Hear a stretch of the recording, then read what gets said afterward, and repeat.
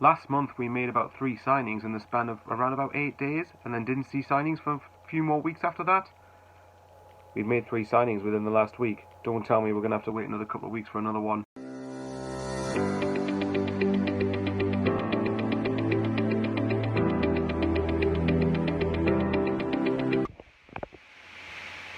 So another signing. I've got to admit, this is yet another signing that we didn't really hear much about until at the time of recording last night, when it was announced that Sunderland were going for Nathan, is it Broadhead? Yeah, Broadhead, on loan from Everton for this season.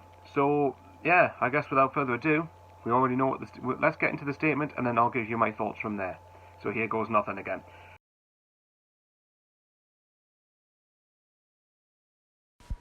Sunderland AC is delighted to announce the loan signing of Nathan Broadhead. The 23-year-old striker moves to the Stadium of Light from Everton on a season-long loan, following Alex Pritchard, Callum Doyle, Corey Evans, Dennis Serkin and Frederick Alves to Wearside this summer. Broadhead made his first team debut for the Toffees in 2017 in a Europa League tie against Apollon Limassol, probably said that wrong, with his Premier League debut coming last season away at Brighton and Hove Albion. The Wales under-21 international spent the 1920 season on loan in Sky Bet League 1 with Burton Albion, tomorrow's opponents funnily enough, featuring 22 times and scoring 3 goals. Last season Broadhead netted 11 times and registered 3 assists for Everton's under-23 side in Premier League 2.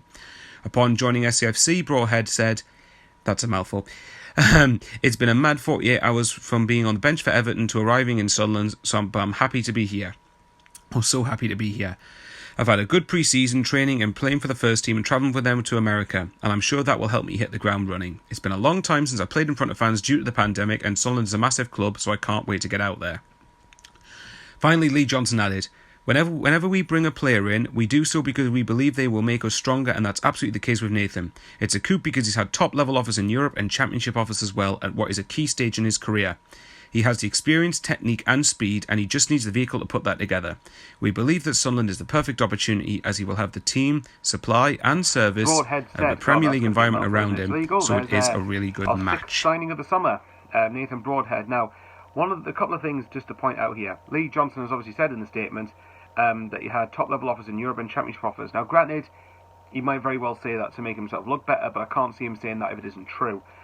We already know that, based on The Athletic, I think, or some online publication, that apparently Reading and Blackpool were rejected by Nathan Broadhead to come to Sunderland. Now, without sounding arrogant, and in my opinion this isn't arrogant, that's encouraging that we're still beating some it depends how serious Reading and Blackpool's alleged interest is, but it's encouraging that, and we should still be beating teams to players, in my opinion. So this is going to be a crucial one. I mean, and as it said here, I mean, one of my mates keeps going on about pace, and to an extent I do get very sick of hearing about it, but at the same time, it says here he's had the experience, technique and speed. Now straight away, we need, and I must admit I do agree, even though I've said I'm sick of hearing about pace, we do need a bit more pace in the team, and Broadhead thankfully gets that.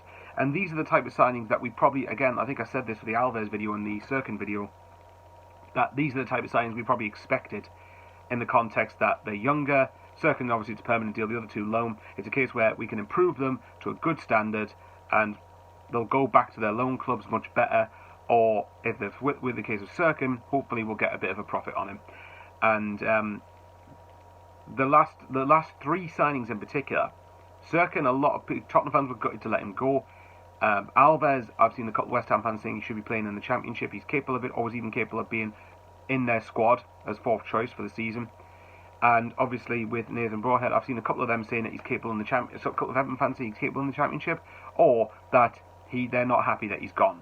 So that's encouraging in and of itself. This is probably the striker that I did say we need another striker. Now, what does this mean for Will Grigg? Now, if Will Grigg goes, then I believe we still need another striker. I think Will Grigg has to go.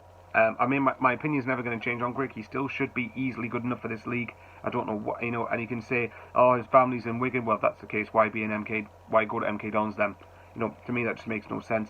But nevertheless, we've got another striker in. I think now, let's assume Grigg leaves. We need another striker. I think we need 2 right backs. And if Alves is signed as a right back, then we need a left right back and a centre back, and a left back, and maybe a winger, to be honest. I know some people have said a goalkeeper, but for me, I'm okay enough with Lee Burge at the minute. And while I would like to see a better goalkeeper if there is one available, I think there's other positions that we need to strengthen far more than the goalkeeper, in my opinion. But that's just my views. As long as you're respectful, don't mind it. There you go, guys.